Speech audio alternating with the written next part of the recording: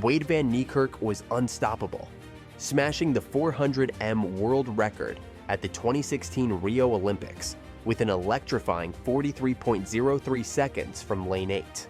Then, a freak injury in a rugby game shattered his knee and his career, leaving the world wondering, can he ever reclaim his throne?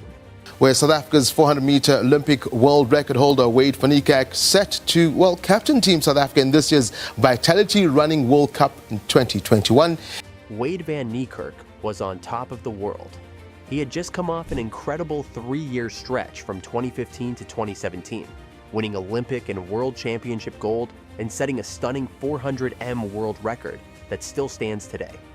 He was practically untouchable, breaking barriers in the sport and cementing his legacy as one of the fastest men ever. But then, in a single moment, everything changed.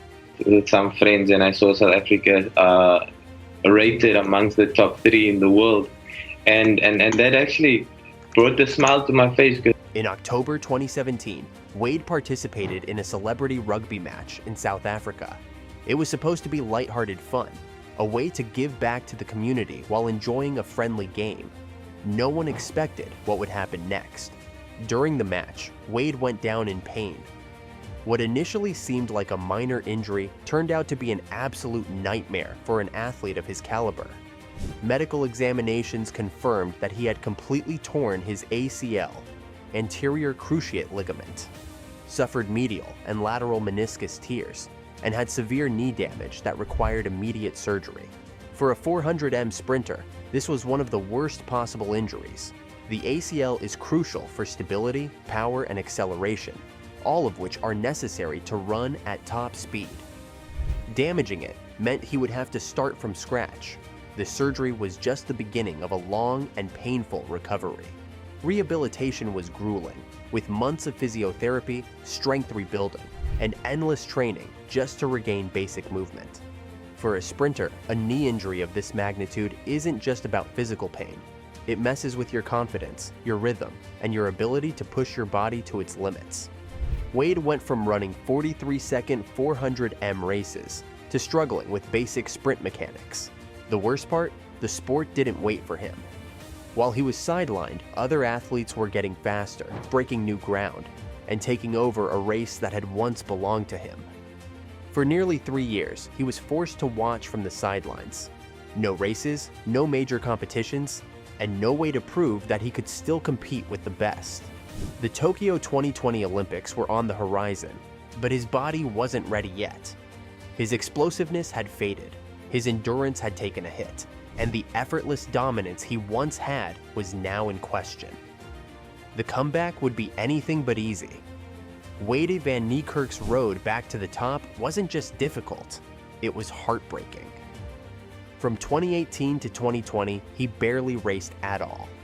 Every time fans thought he was making a comeback, injuries and setbacks pushed him back down.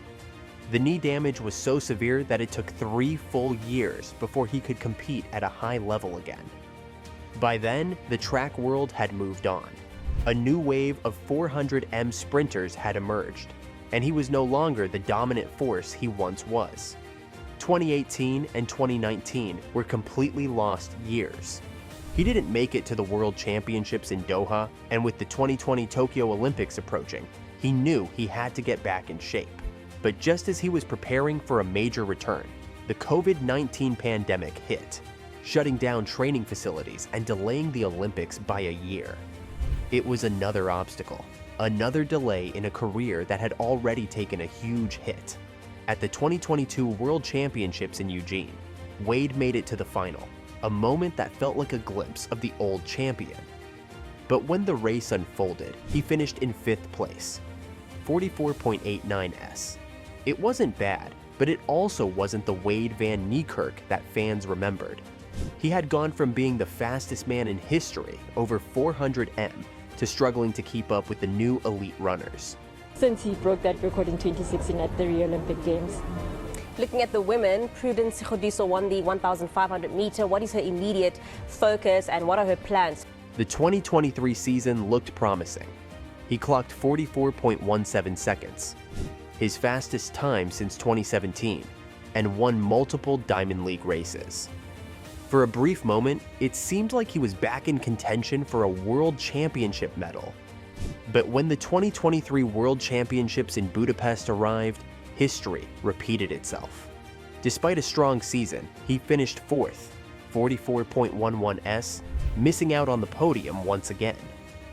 He was close, but something was still missing. That last gear, that explosive finish, that unstoppable form, it just wasn't there anymore. He made history on Sunday night in the men's 400-meter event. Not only did he win gold by beating two of the overwhelming... Wayde van Niekerk's journey to Olympic greatness was built under the careful guidance of Ons Botha, a legendary South African coach who shaped his career from a promising young sprinter into a world record holder. She was more than just a coach. She was a mentor, a guiding force who understood his strengths and helped him fine-tune his race strategy to perfection. Under her watchful eye, he became the fastest 400m runner in history, shocking the world at the 2016 Rio Olympics with a breathtaking 43.03-second race from lane 8. She helped him dominate the sport, win multiple gold medals, and establish himself as one of the all-time greats. That's why it came as a massive shock when, in 2021, he made the unexpected decision to leave Botha and move to the USA to train under Lance Brauman. Many in the track and field world questioned the move. Why would someone who had reached the pinnacle of their sport suddenly abandon the coach who helped get them there? The answer was complicated.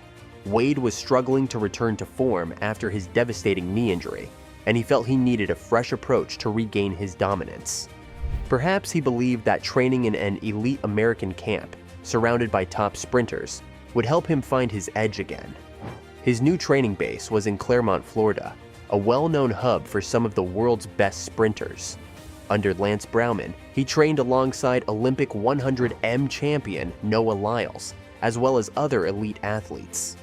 The idea seemed promising at first. The USA had produced some of the greatest track athletes of all time, and the opportunity to train with a world-class group could have given him the push he needed to get back on top. After years of training in the USA without achieving the success he had hoped for, Wayde van Niekerk made the life-changing decision to return home to South Africa in 2025. It wasn't just a change in training location, it was a statement. He was going back to his roots, back to the place where he first made history, to reclaim the dominance that once made him the fastest man in 400m history. The move raised many questions. Why did he leave the USA? The answer was simple. His progress had stalled. Despite training under a highly respected coach in Brauman and working alongside some of the world's best sprinters, he wasn't seeing the improvements he needed. His times were still solid, but they weren't enough to challenge for world titles. The Lance Brauman experiment had run its course, and he needed a change before it was too late. Another reason for the move was the importance of a familiar environment. South Africa wasn't just his home, it was where he had trained, won titles, and built his legacy. He knew the tracks, he knew the climate, and he knew how to prepare under the conditions that had once made him the best in the world. There's something powerful about being in a place where you've succeeded before. It can reignite motivation, rebuild confidence, and help an athlete push beyond their limits. The 400m race has changed a lot since Wayde van Niekerk last dominated the event. When he was at his peak, only a handful of athletes were running sub 44 seconds. He was ahead of the pack, setting records and winning golds with ease. But times have changed. The competition is stronger than ever, and the new generation of 400m runners isn't waiting for him to catch up. Today, several athletes are consistently breaking 44 seconds, something that used to be extremely rare. Names like Michael Norman, Stephen Gardiner, and Matthew Bowling are redefining the event, running times that would have been considered almost unbeatable just a decade ago. These runners are young, hungry, and getting faster every season. They don't just want to win, they want to set new records, just like Wayde once did. The biggest challenge for Wayde is that he hasn't run sub 44 seconds since 2017. That's a long time in track and field. While he's still one of the fastest runners on paper, speed alone won't be enough. He needs endurance, consistency, and most importantly, confidence in his race strategy. The competition isn't just about running fast, it's about executing the perfect race at the perfect time. So, what are your thoughts on this? Let us know in the comments below.